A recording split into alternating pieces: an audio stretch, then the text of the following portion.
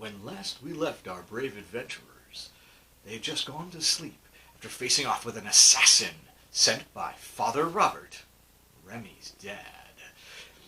They've licked their wounds, they've healed up and got their spell slots back and are ready to face another day of adventuring in Baldur's Gate when they realize there is a messenger waiting for them on the docks. This messenger tells them that Ackyn Selebon, that merchant they've been talking to in their contact with the Gauntlet, has a job for them if they're willing. The party discusses it, says they are, make their way back to the shop. Ackyn gives them the rest of the details.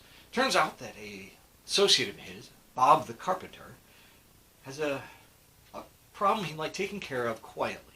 As it turns out, he was trying to be a good father and brought back a couple of eggs on an expedition to get some more lumber that he had found deep inside some caves he'd taken shelter in. These eggs that he brought back and gave to his kids, an idea maybe that they'd end up being some large lizards or something, it would make good pets. Bad idea, Bob. These eggs did hatch and grow quite quickly into very large monstrosities with large plated backs that quickly outgrew the enclosures he built in the basement for his kids and then proceeded to burrow their way through the solid stone of his basement and disappear into the sewers. That was 2 years ago. Now he didn't think anything of it, patched the holes, and went on with his life. Until the reports started coming in within the last couple of weeks of individuals down in the underworkings of the city, the sewer system, shall we say, the waterways below the city that help support the city and the infrastructure. Some of the workers had suddenly gone missing, and tales of very large, armor-plated beasts roaming the sewers. He doesn't want it to get back that it's his fault. So he's willing to pay the adventurers a tidy sum if they would be willing to go into the sewers and find these beasts and remove them before it's traced back to his house. The party negotiates and comes up with a fee that they feel is reasonable and say, sure, we got a day, let's go. So they go out into the sewers.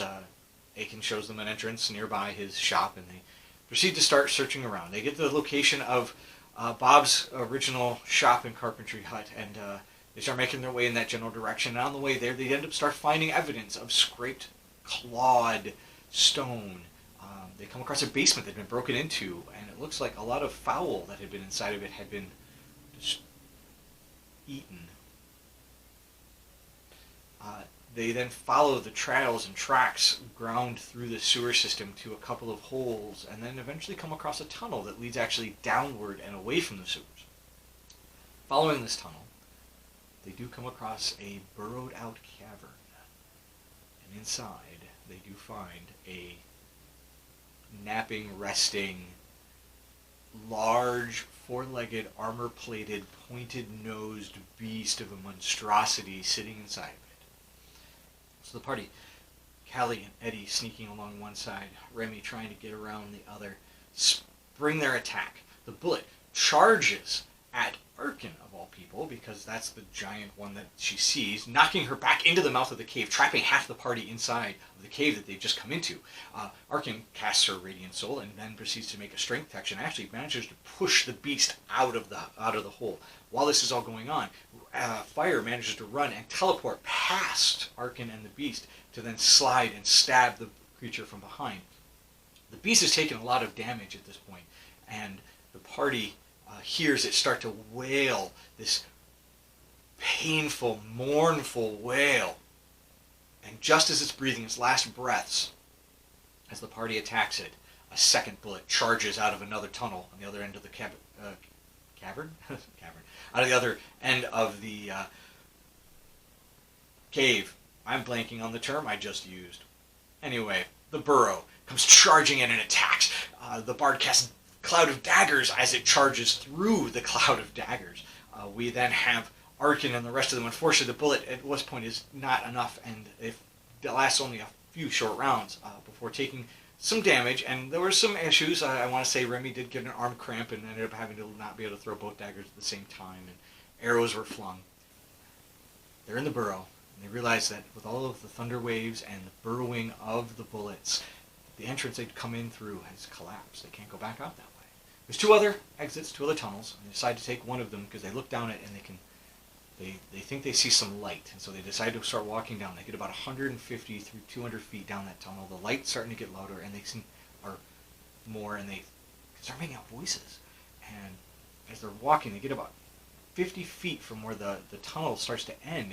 There's a hole, and it leads out, and it collapses. And they're dropped into this big open cavern room, stonework room, like a cistern would be in the base of a water treatment plant. There's two streams of water streaming past them on either side. There's pillars in the center, and the center's raised up in the middle of it. And at the far end, there's some stairs that lead up to a big gate, to a big entryway, archway. There are 12 hooded individuals standing, all now quickly turning to look at them. And behind them, floating about 5 feet, 10 feet off the ground, is a large red monster with a singular large eye and multiple eye stalks staring down at them. And he says, "Ah, you're right on time for my trap." And that's where we ended session 14. But since it was relatively quick for storytelling purposes, we're going to go right into episode 15 as the party met. And the beholder immediately attacks. So we'll go right into another combat. At this combat, though, we ended up having the beholder end up high on the initiative round, and he manages to get off three rays, the first of which hits our barbarian, who is now afraid of the beholder. Callie is struck by another and starts to feel all of her muscles freeze up, and she can't move, and she's starting to feel like she's flaking, and you're changing to a slight stonish color. This is really bad. She's starting to get paralyzed. And then Eddie died. The party then continues to spread out. The hooded figures rush to attack. The party starts fighting them off. Fire runs over, heals Eddie, brings them up. Callie makes another save, fails it, and unfortunately becomes completely petrified and turns to stone. The rest of the party manages to fight off the hooded invaders, and in the chaos of the fight, they realize that the monster had floated away. Looking up, after they'd finished off the hooded and cloaked figures, they realized that the large monster, the beholder, had floated away in the middle of the combat. On the persons that they found, they realized that these hooded figures who worked for the beholder also didn't trust the beholder very much, and they did find a few anti-petrification spells and scrolls. They're able to unpetrify Callie. You don't trust a beholder. They also find a package with an item inside of it that definitely radiates magic. They just take it and they immediately run, trying to chase down the beholder. They're able to get back to the main sewers, but a levitating creature leaves no footsteps. They're unable to find or track the beholder any further. They find their way out of the sewers and through Baldur's Gate, make their way back to Ackyn's shop. Now, when they get to Ackyn's shop, Steve goes, motions them to go right upstairs. So they go upstairs and they find Ackyn in the upstairs office with Bob the carpenter. And he's tied to a chair. Bob is, that is. Ackyn then describes the fact that he has found out that when he went to go collect the payment from Bob to be able to give to you, that Bob had broke down and told him that he didn't have the money, and that he'd been forced to actually do this by the beholder, whose name is Xavier. And Xavier is the younger brother of another very famous beholder who operates in another city that we'll get to later. But let's just say that this younger brother has been desperately trying to live up to the reputation his older brother gets. It's found out that the beholder has actually kidnapped the kids. The kids were a true story. This whole thing was true. But the making it a big deal now was the beholder's idea, because he knew about the bullets and that Bob had let them go.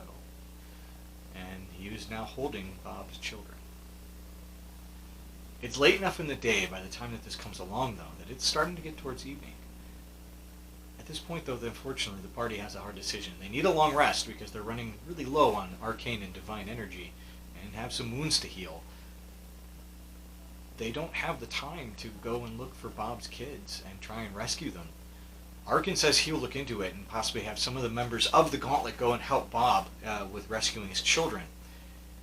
The party, unfortunately, needs to be at the southern gate by morning, when the treasure that they're looking for that was stolen from Greenest and in the hands of the cultists is due to arrive in one of the caravans. And the party being the only ones who had seen any of the cultists down at the hatchery and at Greenest, it has to be them. They have to be the ones to go and look.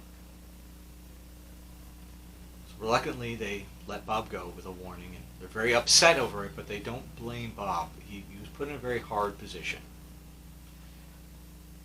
And that's where we ended session 16. Another long rest for the party. So there you go. There's 2 sessions back to back. It was a nice way of, again, this is how I filled the extra day of travel that we had, or extra day of layover, I should say, in Baldur's Gate before the caravan with the Hoards of Treasure of Greenest make its way up into Baldur's Gate.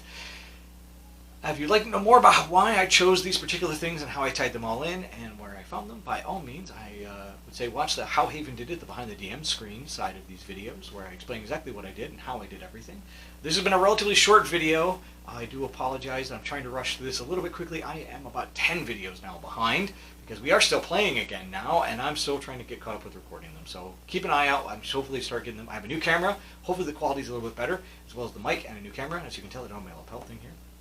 And part of that comes from the fact that if you would like to help support me, I will never monetize this channel, but you can support me by buying my card game that you can get a link down below, or you can order a chainmail dice pouch, handmade, custom by me, or you can even sign up for Patreon. I'm looking for some suggestions on what to do with my Patreons. What would you like to see as a supporter, and what kind of special access? I am thinking about doing some live streams on Twitch, with the patrons being the ones allowed to come into the chat and interact with me personally. I am an improv actor with a lot of free time, because as I'm filming this, the state of Michigan is still on lockdown, which means all the festivals that I currently had gigged are canceled. So if you'd like to interact with me, maybe that's what we could do. Shoot me a message, send me a smoke signal, or an elemental bird, whatever you want to do. Contact me. I love talking about this stuff. Let's see, what should I leave you with their hangers? Okay, here we go. Is the party going to be able to recognize the cultists in disguise with the caravan? Are they going to recognize any of the gold, any of the treasure? How are they going to figure out which wagons are the ones to follow? Which are the wagons of the cult? Whatever happened to Father Robert? He hauled tail. We haven't seen him since. Is he planning another assassination attempt? Maybe Father Robert was the one to hire Xavier to take out the party. And what's going to happen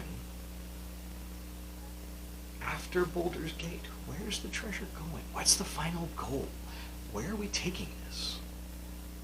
Those questions hopefully we answer as we continue to play Hoard of the Dragon Queen with the Havenettes, because that's what I called them until they give me a different name. Thank you so much for watching. I've been Haven the Hare, and may you make all of life safe.